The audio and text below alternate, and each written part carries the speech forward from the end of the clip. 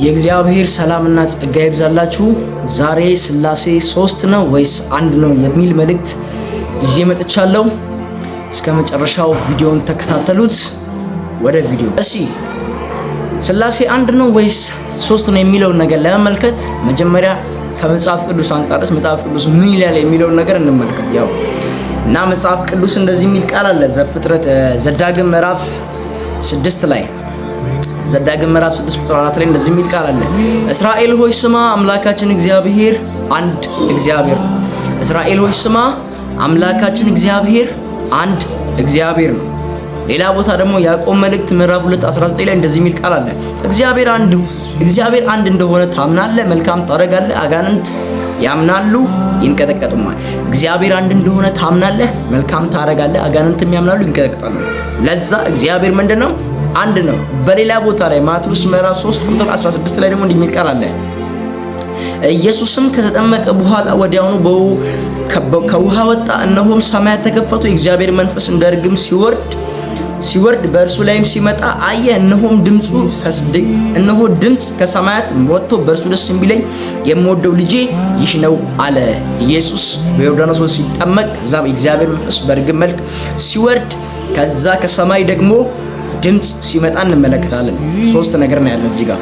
ሌላው ሁለተኛ ቆሮንቶስ ምዕራፍ 13 ቁጥር 14 ላይ እንደዚህ የሚል ቃል አለ። የጌታችን የኢየሱስ ክርስቶስ ጸጋ፣ የእግዚአብሔርን ፍቅር፣ የመንፈስ ቅዱስ ህብረት ከሁላችን ጋር ነው። የጌታችን የኢየሱስ ክርስቶስ ጸጋ፣ የእግዚአብሔር ፍቅርና የመንፈስ ቅዱስ ህብረት። ክርስቶስ አለ፣ እግዚአብሔር አለ፣ መንፈስ ቅዱስ አለ ማለት ነው። ሶስት ነገር እና ስላሴ የሚለውን ቃል ምንድነው የሚለውን ነገር እንፍታው እስኪ። ስላሴ የሚለው ቃል በቃል መጽሐፍ ቅዱስ ላይ አይገኝም። ግን መጽሐፍ ቅዱስ ላይ ቃል በቃል አይገኝም ማለት መጽሐፍ ቅዱስ ላይ ስለ ስላሴ የሚያብራራ የለም። ለምሳሌ ግብረ ሰዶም፣ የወሲብ ስዕል ምናምን የሚሉ ቃላቶች ቃል በቃል መጽሐፍ ቅዱስ ላይ አይገኙም።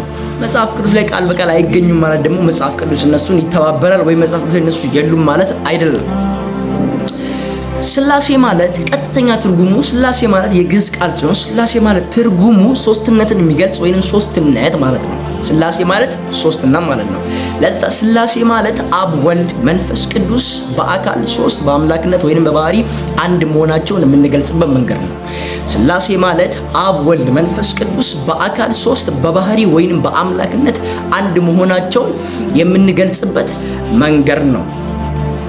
እንግሊዘኛው ትሪኒቲ የሚለው ከሁለት ወርድ የመጣ ሲሆን ትሪ ኤንድ ዩኒቲ ከሚል ነው። ትሪ ማለት ሶስት ማለት ሲሆን ዩኒቲ ማለት ህብረት ወይንም አንድነትን የሚያሳይ ወርድ ነው። ስለዚህ ሁለቱ ሶስት እና ህብረት፣ የሶስቱ ህብረት ወይንም የሶስቱ አንድነት የሚል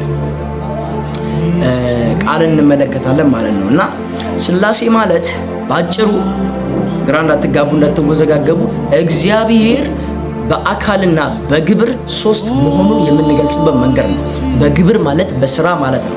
ስለዛ ስላሴ ማለት እግዚአብሔር አንድ ነው፣ ግን ይሄ አንዱ እግዚአብሔር ራሱን በአካልና በስራ በሶስት መንገድ ገልጧል ማለት ነው። ስላሴ ማለት ይሄ ነው። ስላሴ አንድ ነው ወይስ ሶስት ነው የሚለውን ነገር ስንመለከት ስላሴ አንድም ሶስትም ነው። እንዴት እንደሆነ እንመለከታለን። ከአንድነቱን ጀምር። አንድነቱ የስላሴ አንድነታቸው በምንድን ነው? በባህሪ ወይንም በመለኮት አንድ ናቸው። አብ ከወልድ አይበልጥም፣ ወልድ ከመንፈስ ቅዱስ አይበልጥም፣ መንፈስ ቅዱስ ከአብ አያንስም። ሁሉም በመለኮት እኩል ናቸው።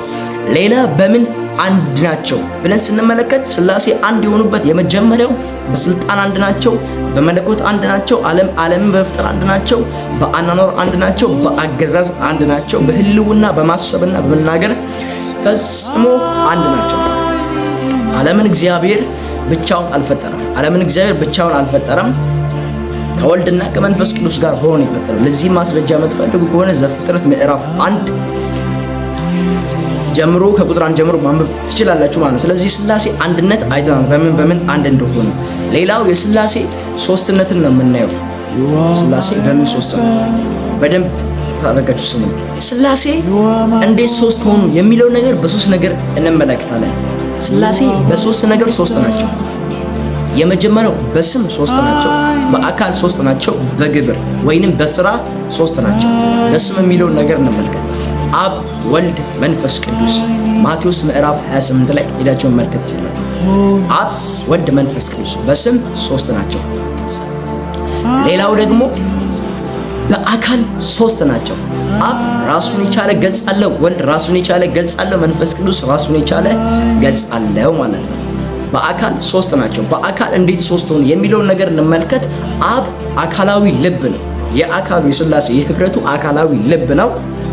የወልድና የመንፈስ ቅዱስ ልባቸው። ሁለተኛ ወልድ ደግሞ አካላዊ ቃል ነው። መጽሐፍ ቅዱስ ዮሐንስ ወንጌል ምዕራፍ 1 ላይ በመጀመሪያ ቃል ነበረ፣ ቃልም በእግዚአብሔር ዘንድ ነበረ ይላል። ስለዚህ ወልድ አካላዊ ቃል ነው። አብ አካላዊ ልብ ነው። ወልድ አካላዊ ቃል ነው። መንፈስ ቅዱስ አካላዊ እስትንፋስ፣ የአብና የወልድ ህይወታቸው ነው፣ እስትንፋሳቸው ነው፣ ዋናቸው ነው ማለት ነው።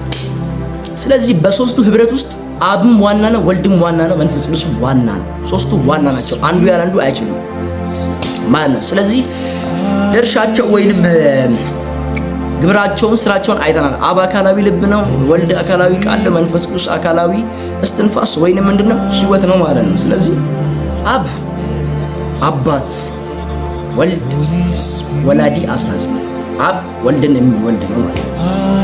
ወልድ ደግሞ ልጅ ነው፣ ተወላዲ ነው፣ ከአብ የሚወለድ ነው። መንፈስ ቅዱስ ደግሞ ሰራጺ ህይወት ነው፣ ከአብና ከወልድ የሚሰርጽ የሚወጣ ነው።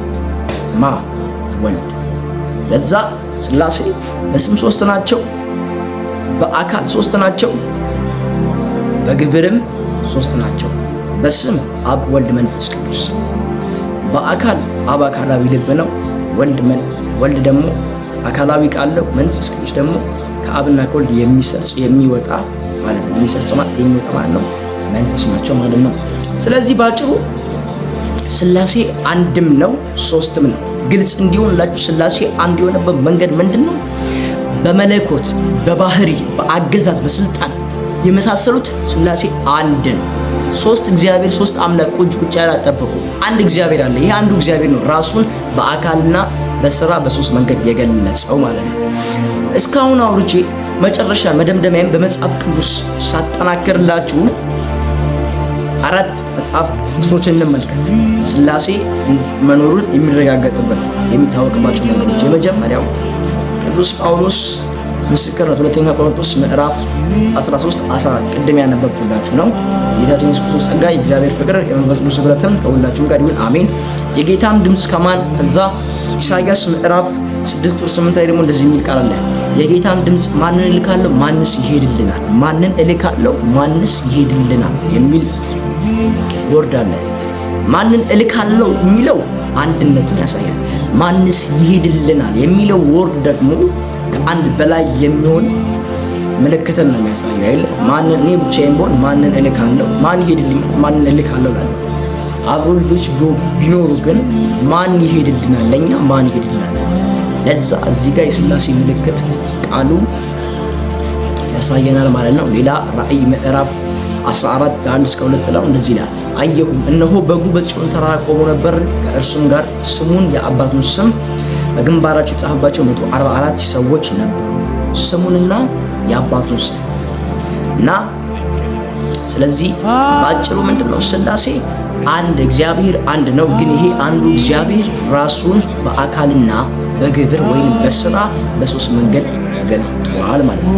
እስካሁን ያወራሁት ይገባችኋል ብዬ አስባለሁ። ያው እኔ በደንብ ሳላስረዳችሁ የተምታታባችሁ ነገር ካለ በኮሜንት ሴክሽን ላይ ጥያቄያችሁን መጻፍ ትችላላችሁ። ለዛ ሥላሴ አንድም ነው፣ እግዚአብሔር አንድ ነው። ግን ይሄ አንዱ እግዚአብሔር ራሱን በአካልና በስራ በሶስት መንገድ ገልጧል ማለት ነው። ስለዚህ ብዙ ስለ ሥላሴ ብዙ ነገር ለመመራመርና ለማወቅ ብንፈልግ አብደን ጨርቃችን ጥለን መውጣታችን። ለዛ ብዙ ጥያቄ ሊኖር ይችላል። ጥያቄያችሁን እግዚአብሔር በረዳኝ መጠን መልሳለሁ። በኮሜንት ሴክሽን ላይ አስቀምጡ። ስለዚህ በአጭሩ የዛሬ ቪዲዮ ሀሳብ ሥላሴ አንድም ነው ሶስትም ነው እንዴት እንደሆነ ተናግሬያለሁ። በባህሪና በአገዛዝ አንድ ናቸው። በአካልና በስራ ግን እግዚአብሔር ራሱ በሶስት መንገድ ገልጧል። ይህን ቪዲዮ ላይክ፣ ሼር፣ ሰብስክራይብ አድርጉ። ስለሁሉ አመሰግናለሁ። ሻሎም